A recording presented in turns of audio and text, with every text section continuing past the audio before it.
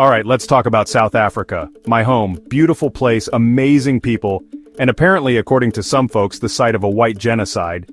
Yes, you heard that right. A genocide. Now, that's a heavy word, a really heavy word. It's a word that usually means something incredibly serious, something horrific on a massive scale. So, when you hear it being thrown around, you kind of expect to see, evidence. Mountains of it. Because genocide isn't just a bad day. It's a systematic attempt to wipe out an entire group of people. It involves planning, intent, and widespread, targeted violence. This claim isn't new. It's been bubbling in certain corners of the internet for years, often pushed by right-wing groups.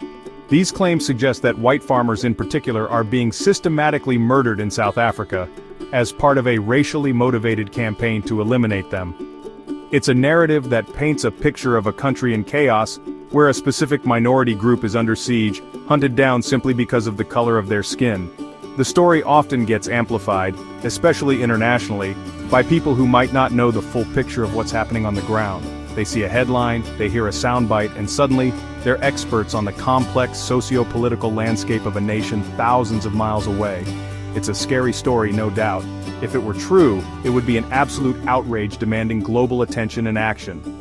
The origins of this narrative are often tied to anxieties about change in South Africa, especially post-apartheid. Think about it. For decades, a white minority held all the power and most of the land. Then democracy arrives, and with it, a push for equality and land reform. For some, this shift is seen not as a move towards justice, but as a threat. And when things get tough, like with high crime rates, which by the way affect everyone, it's sometimes easier to frame it as a targeted attack rather than a symptom of broader societal issues. These narratives find fertile ground amongst groups that already have their own agendas, sometimes, as critics point out, with racist motives themselves, looking to sow division. So, this idea of a white genocide has become a talking point, a political football, if you will. It's been used to criticize the South African government, to stoke fears, and even to influence international relations. We've seen it pop up in debates about immigration and asylum, with some Afrikaner groups claiming persecution to seek refuge in other countries. It's a powerful claim because it taps into deep-seated fears and historical grievances. But the big question, the one we really need to ask is, what do the facts say? Is this a genuine crisis being ignored, or is it something else entirely? Perhaps a distortion of a very real problem of crime that affects all South Africans. Now, if there's a genocide happening, you'd expect the numbers to scream it from the rooftops, right? You'd expect police statistics, independent reports, everything, to point to this massive, targeted killing of white people. Well, let's look at what South African Police Minister Senzo Mchunu had to say. Between January and March 2025, just recently, he revealed that for the first time, crime stats were broken down by race for farm attacks. And guess what?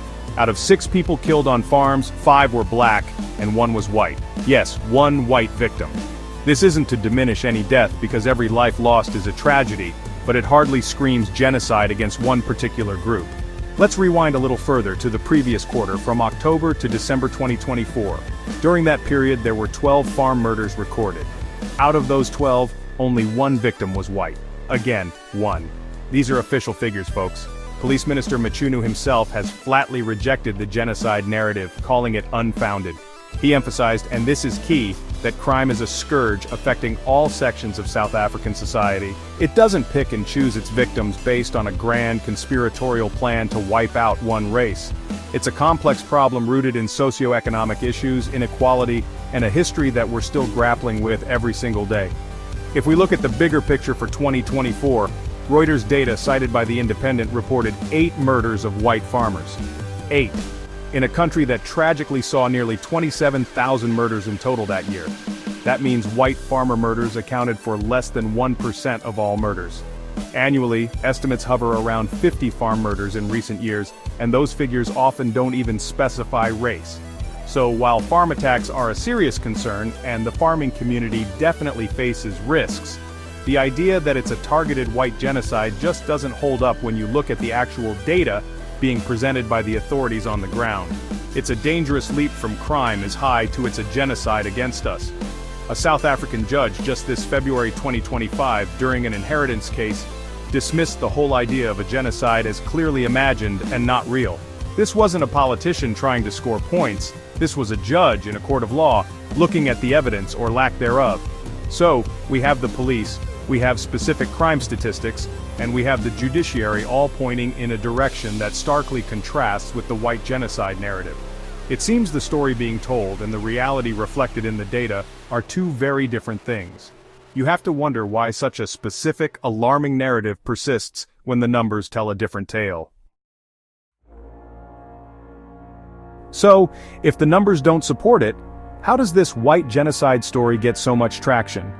Well, welcome to the age of misinformation, where a dramatic claim can travel around the world before the truth has even put its pants on. And sometimes, very public figures help give these claims a rocket boost. Case in point, former US President Donald Trump. In May 2025, during a meeting with South African President Cyril Ramaphosa, Mr. Trump decided to weigh in, alleging persecution of white farmers, and even showed a video claiming over 1,000 white farmers had been murdered, suggesting, you guessed it, a genocide. This wasn't a quiet chat, this was a major international moment. Now, the evidence presented in this video was, shall we say, creatively sourced. One image, supposedly showing white farmers being buried, was actually from a video of humanitarian workers in the Democratic Republic of Congo, dealing with casualties from battles. The managing editor of the American Thinker article where the screenshot originated even confirmed Trump misidentified the image. Oops. Then there were images of white crosses, presented as graves of white farmers. Turns out those crosses were from a 2020 protest symbolizing all farm murders, not just those of white farmers. It's like showing a picture of a hospital and saying everyone inside has the flu. And only the flu.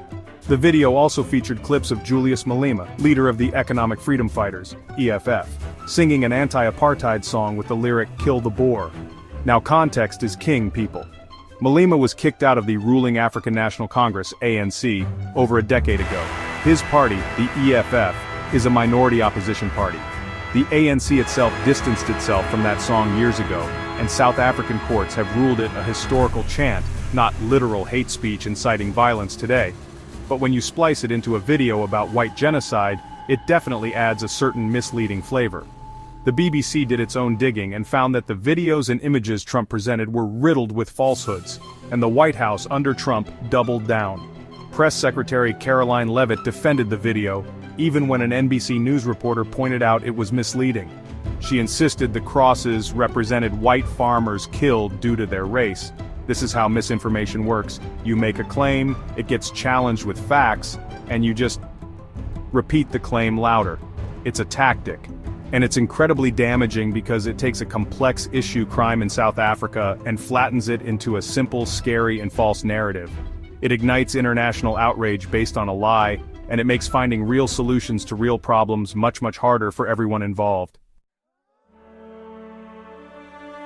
So, how did South Africa react to all this international drama and these serious accusations? Well, President Cyril Ramaphosa, sitting right there with Trump in May 2025, denied the existence of a white genocide. He stated very clearly that the majority of crime victims in South Africa are in fact black. He even pointed to the white members within his own delegation as a pretty visible counter-argument to the idea that white people were being systematically persecuted or driven out. It's like saying, look, if there's a genocide against them, why are they here with me representing the country? It's a fair point, you have to admit. International bodies also weighed in. The UN Human Rights Office, through Ravina Shamdasani, condemned Trump's comments, pointing out that using the term genocide so casually is deeply inappropriate, especially given South Africa's very real history with apartheid, a system that was a crime against humanity. This casual use of such a loaded term diminishes the suffering of actual genocide victims around the world and throughout history. It's not a word to be thrown around to score political points or to describe something that, while serious, like crime, isn't a systematic extermination based on race. Police Minister Mchunu, as we've heard, consistently rejects the narrative as unfounded and unsubstantiated. This whole white genocide claim has also strained relations, particularly between South Africa and the US under the Trump administration. Trump had previously granted asylum to some Afrikaners claiming racial discrimination, cut aid to South Africa, and even expelled its ambassador. These are not small diplomatic incidents. Critics argue that some Afrikaner groups pushing this narrative have their own motivations, sometimes rooted in racist ideologies. A South African court ruling in February 2025 even found one such group, Bora Legion, was spreading these narratives to promote racial hatred and separation, the very opposite of what a healing nation needs. Then there's the land issue, which often gets tangled up in these discussions. President Ramaphosa signed a law allowing the government to seize privately owned land without compensation in certain circumstances for land reform. This is to address the massive imbalance where the white minority still owns a disproportionate amount of land.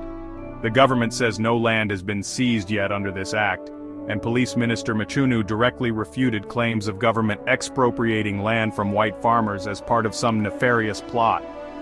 The reality is that South Africa is grappling with complex legacies of inequality. Distorting these struggles with false claims of genocide doesn't help anyone. It just pours fuel on fires we're desperately trying to put out. Understanding the facts is the first step to any real conversation.